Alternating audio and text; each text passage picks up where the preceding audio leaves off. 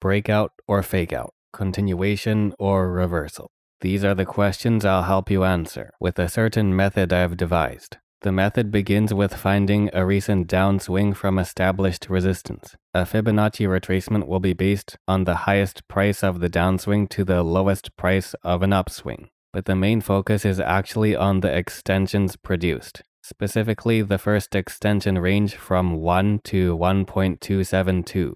And optionally, you may also choose to select some levels below, such as 0 and 0.786, and extension levels above, most notably 1.414 to 1.618.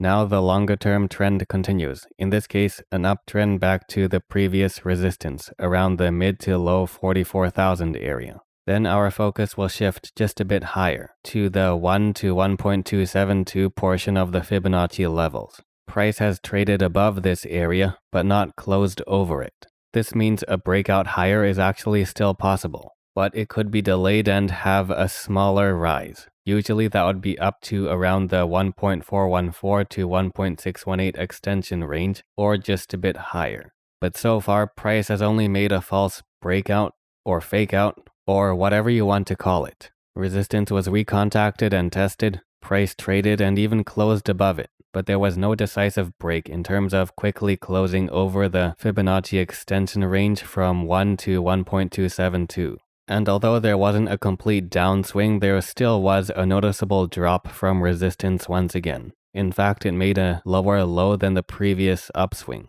That's why we now adjust our Fibonacci levels to be based on the range of that most recent drop from resistance. And now after flattening below resistance for a few days, there's a large green candle closing above resistance with even higher volume than last time. Once again, there is some trading, but no close above the 1.272 extension. So as expected, there's no decisive break higher.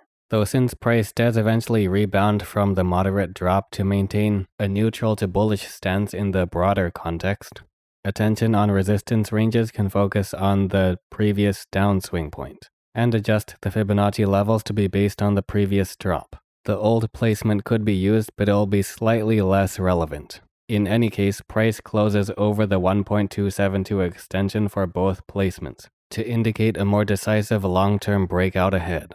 Now, you may have already noticed a disadvantage comes when the Fibonacci levels are based on a larger downswing, or the price range of a drop from a single large candle. This naturally increases the range from 1 to 1.272. Price must trade and close over to confirm a more solid breakout continuation. That's why some may prefer resistance forming around a narrower, neutral to bearish range, similar to the price action of a 3 methods candle pattern. This results in a situation where Fibonacci levels can be based on a much shorter range. From the highest price around resistance to the lowest price the minor bearish retracement reaches. Sometimes it doesn't even appear to be a proper full downswing.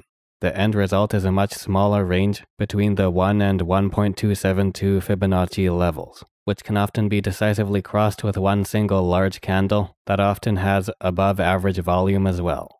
That quick close over the 1.272 extension results in a very steep breakout, much higher and quicker. Prices pausing with another similar situation forming, except this time the closing prices show neutral to bullish movement. Mark the resistance range around the high and close price of the last large green candle, and place Fibonacci levels based on the range from the highest to lowest price during this current pause. There's the characteristic spike in price and volume to close well over the 1.272 extension level, to indicate a more solid breakout likely to result in higher prices in the near future. But what's this? There's a large red spike right after. This is partly why I chose this kind of chart, to show the volatility in more extreme cases such as with cryptocurrency, because sometimes there can be short-term pushback, even though price immediately closed over the 1.272 extension. Those are real-world conditions. There won't always be a quick vertical jump up like the last bullish continuation. Often those ranges from 1 to 1.272 of the Fibonacci levels can mark the upper portion of potential future support when resistance reverses roles. This method can also be applied to the other side when price is falling significantly. When there's a noticeable shift to flatter movement for a neutral to bullish phase, attention can focus on a defined support range. Then Fibonacci levels are based on the lowest price reached around the support range, up to the highest and or most recent price the chart manages to retrace back up to. Then, just like before, we'll be waiting to see if price can advance quickly through the 1 to 1.272 extension area. Except in this case, it's a close under the 1.272 Fibonacci extension level rather than over it, since this is in the context of a breakout for a bearish movement to continue an established downtrend.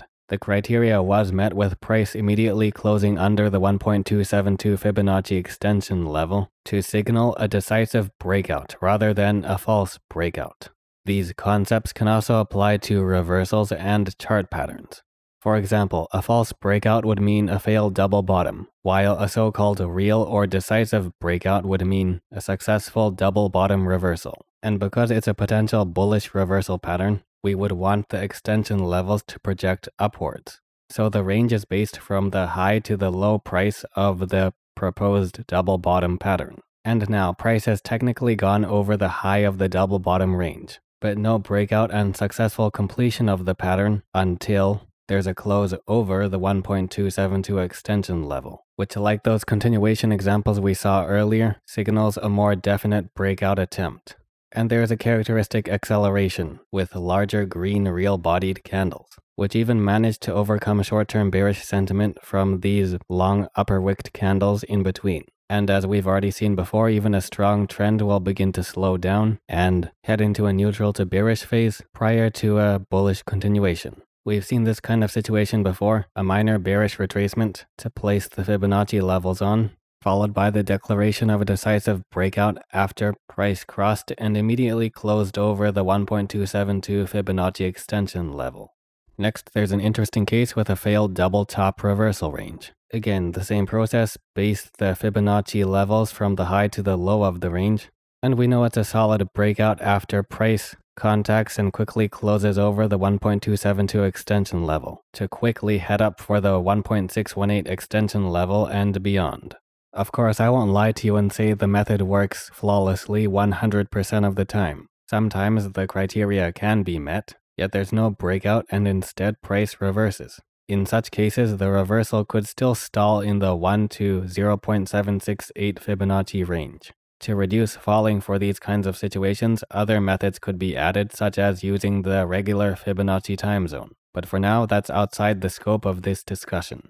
To learn more about every single Fibonacci tool, along with many other technical analysis topics, please stay tuned and check out the hundreds of instructional videos I've already made. Also, like and share this if you enjoyed it,